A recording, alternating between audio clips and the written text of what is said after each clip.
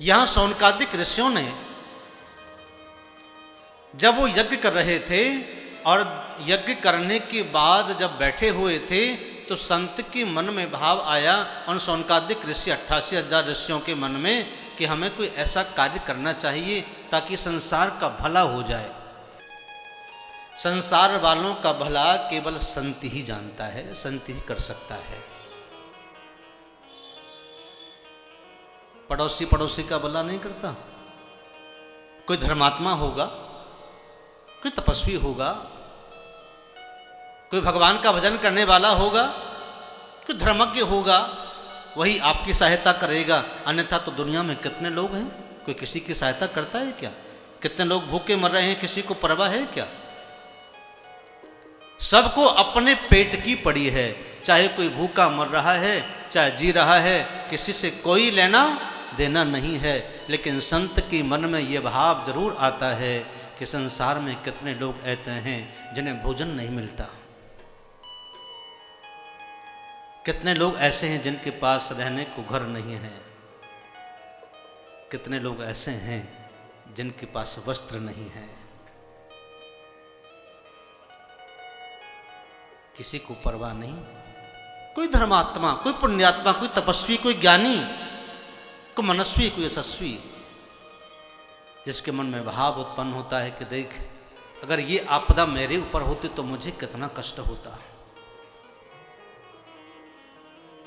अपनी पीड़ा को सहने वाला ही दूसरे की इस पीड़ा को समझ सकता है। जाकी न एड़ी फटी विवाई, वो क्या जाने पीर पराई, वो क्या जाने पीर पराई।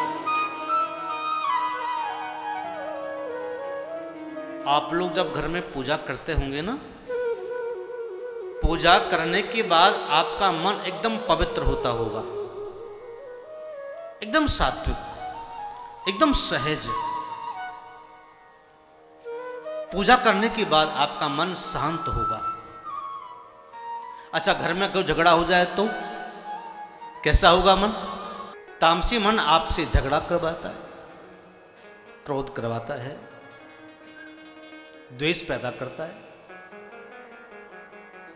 आपके संसार के झंझटों में उलझा देगा। तामसी मन।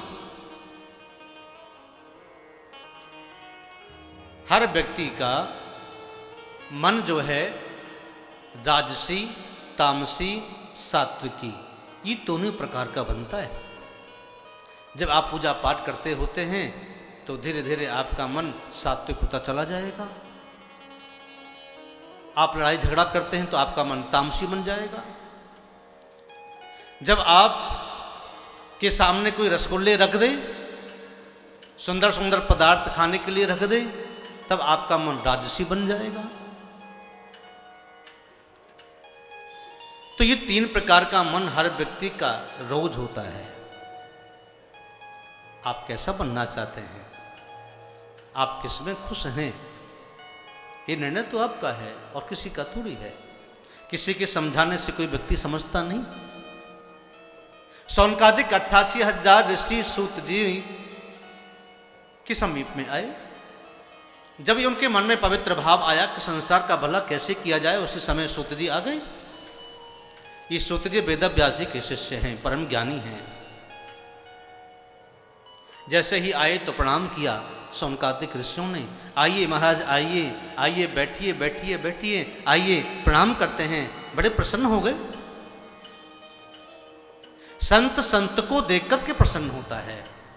जो संत को देख करके प्रसन्न ना हो वह संत नहीं है। वो संत हो सकता है, वो संत नहीं। संत के मन में कभी ईर्ष्या द्वेष नहीं होता, वो सहज होता है। किसी दूसरे का बुरा करने के लिए मन में भाव संत की कभी नहीं आता। वो ऋषि मुनि ज्ञानी तपस्वी और सूत जी की जो अवस्था है ना, वो मात्र 16 वर्ष की अवस्था थी। और वो संत ऋषि मुनि 100 साल के, 200 साल के, 500 साल के, मार्कंडेय ऋषि आदि, जिनके जीवन में कितने तो इंद्र बदल गए।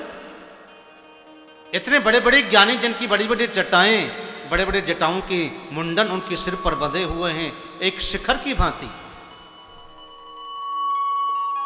ऐसे तपस्वी ज्ञानी संत 16 वर्षीय सूत जी को प्रणाम कर रहे हैं। तो सूत जी को अच्छा नहीं लगा, महाराज आप ही क्या कर रहे हैं? आप इतने बड़े ऋषि हैं, मुनि हैं, ज्ञानी हैं, तपस्वी हैं, और आप मुझे प्रणाम कर रहे हैं।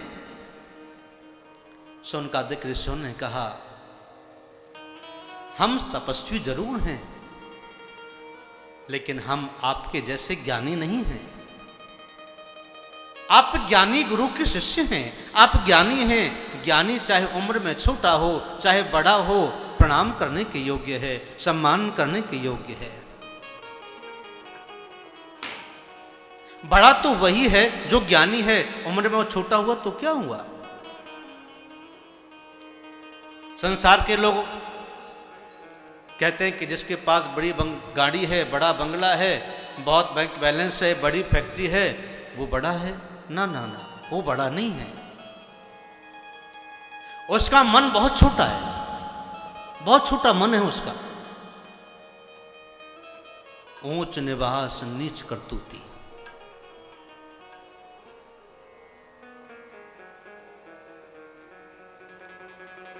धनु वृद्धा बल वृद्धा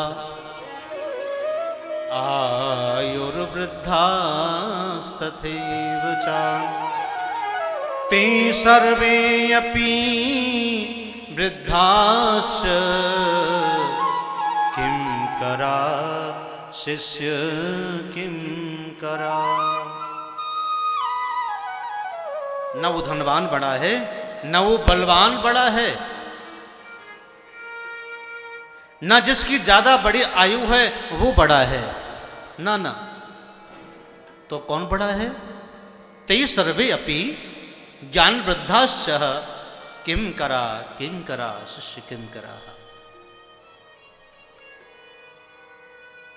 बड़ा तो वही है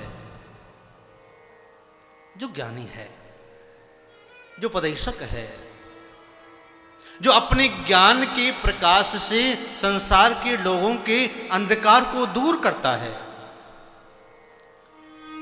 वो ज्ञानी है, वो बड़ा है।